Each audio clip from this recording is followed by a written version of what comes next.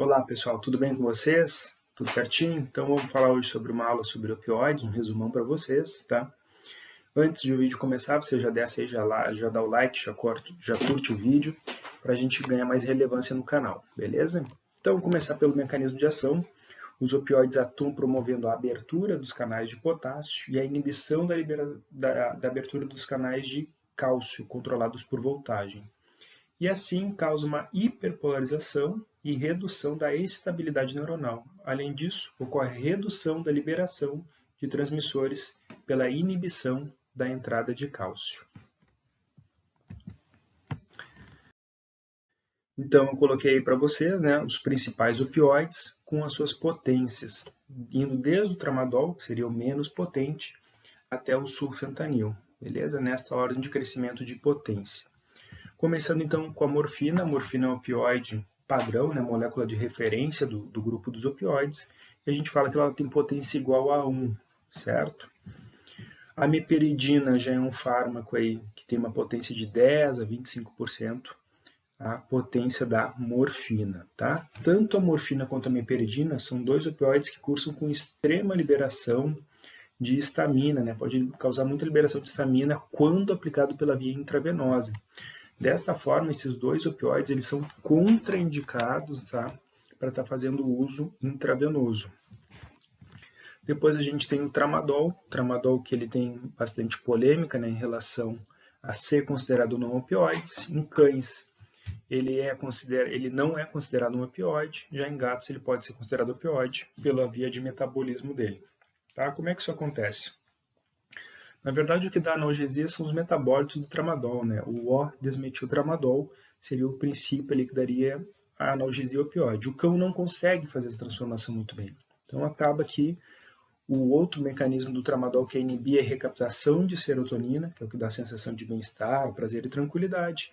Inibir a liberação de noradrenalina é o principal mecanismo em cães. Já em gatos não, né? Em gatos já tem um efeito opioide, tanto é que a gente pode usar doses mais baixas do tramadol em felinos. Depois a gente tem o butorfanol, aí já com uma potência, né? 5 vezes a morfina, enquanto o tramadol é 10%, aí a gente tem o butorfanol com 5 vezes mais potente, comparado à morfina em doses equivalentes, né? E o butorfanol, aí, de todos esses fármacos, né, ele tem uma diferença peculiar, que ele é um agonista kappa, mas ele é um antagonista mi. Depois a gente tem um opioide que é um dos mais utilizados, né, aqui no Brasil e na Europa, que é a metadona. A metadona tem uma potência bem interessante, em cerca de 10 vezes a potência da morfina, e ela cursa com o antagonismo dos receptores NMDA, o N-metil-D-aspartato. Então faz com que ela seja usada tanto para dor aguda quanto para dor crônica, tá? A metadona para os nossos pacientes. Depois a gente tem um fármaco, né, com a mesma potência que o alfentanil. O alfentanil tem 10 vezes a potência da morfina. No entanto, ele é indicado para uso em infusão contínua porque ele tem um curto período de ação. Mais recentemente lançado no mercado brasileiro pela Orofino, a gente tem a buprenorfina, né, com uma capacidade, uma potência cerca de 30 vezes a potência da própria morfina. Depois disso, a gente tem os 3 próximos fármacos que são, né, usados quase que exclusivamente em infusão contínua, começando pelo fentanil, que tem 100 vezes a potência da morfina, né, e é um fármaco que a gente usa aí basicamente pela via intravenosa em bolos, seguido da nossa infusão contínua. Depois do fentanil, a gente tem o remifentanil, uma potência aí que depende da literatura, com uma potência aí que vai de 200 a 250 vezes a potência da morfina, né? O remifentanil ele tem um papel interessante porque ele cursa, né, com metabolismo sanguíneo, ou seja, ele é metabolizado por esterases plasmáticas e tissulares inespecíficas, o que faz com que a gente use ele por longos períodos de tempo, até mesmo para aquele paciente hepatopata, né, que tem dificuldade de metabolizar os fármacos.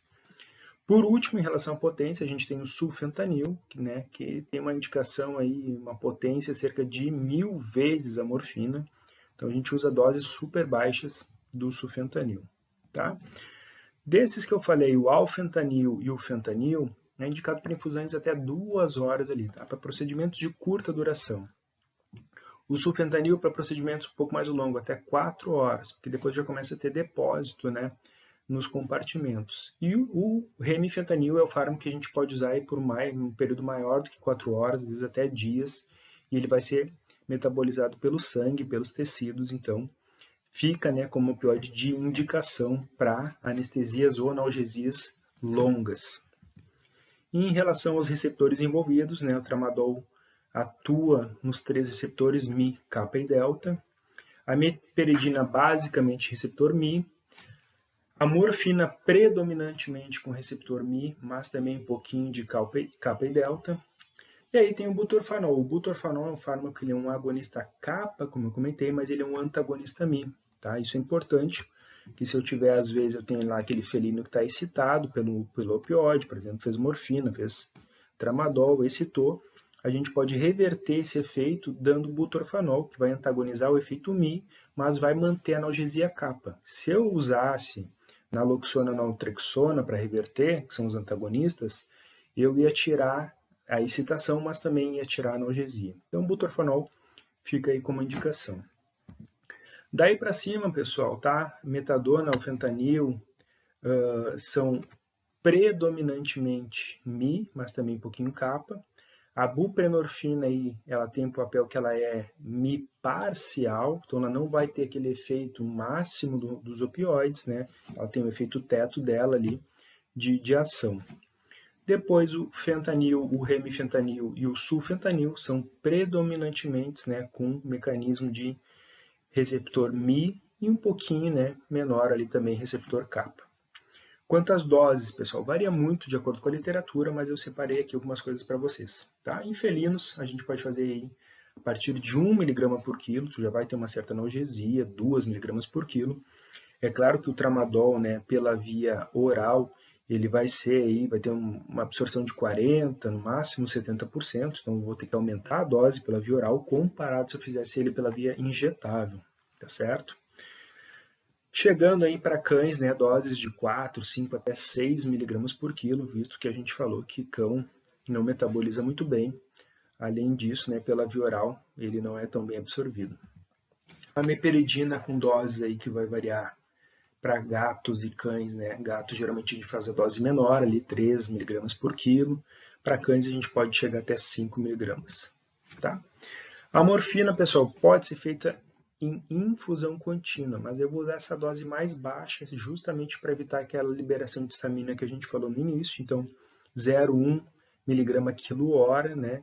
E eu posso estar fazendo em doses para gatos de 0,2 a 0,3 mg por quilo intramuscular, para cães aí de 0,5 chegando até 1 mg por quilo, de acordo com o grau de dor a que esse meu paciente vai ser submetido ou ele já tem. Butorfanol, tá, intramuscular ou intravenoso, de 0,2 a 0,4 mg por quilo. Metadona, a gente pode usar aí 0,2 mg quilo, 0,3 no máximo, né, o mais comum. Se eu tiver que fazer uma MPA, eu não vou usar doses muito mais altas, visando aquele sinergismo, né, para não ter efeitos colaterais, mas eu posso fazer ela até 0,5 mg por quilo.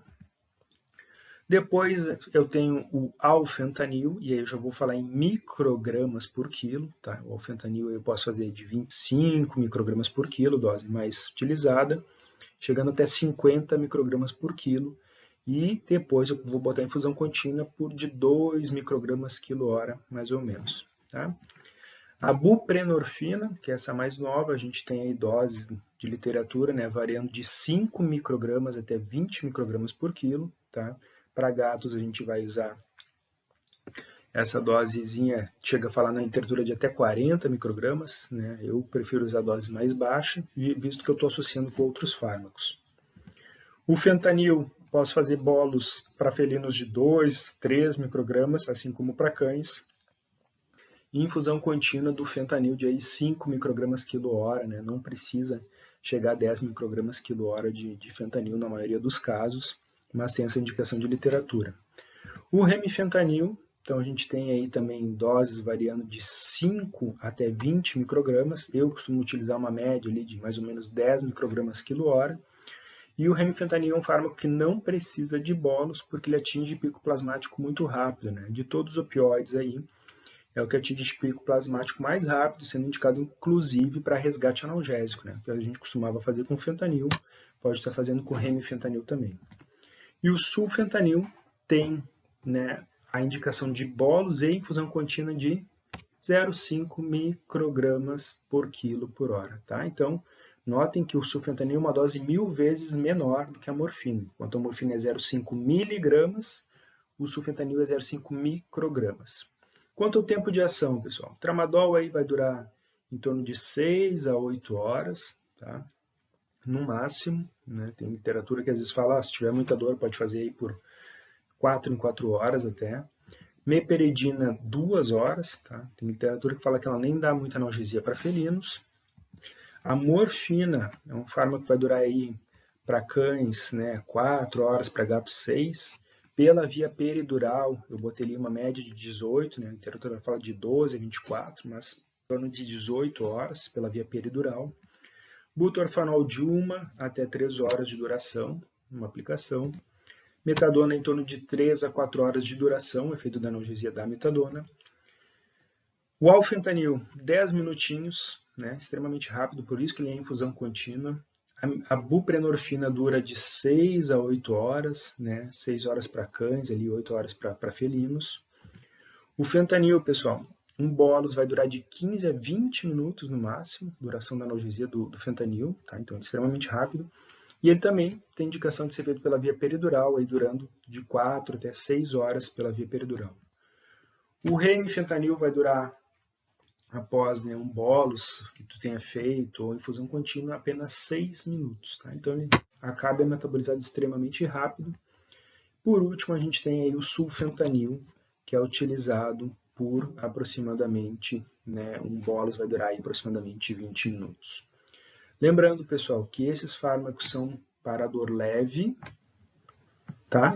Esses fármacos aí são para dor leve, né, como tramadol e meperidina, acho que a câmera ficou na frente, mas é o que está escrito ali.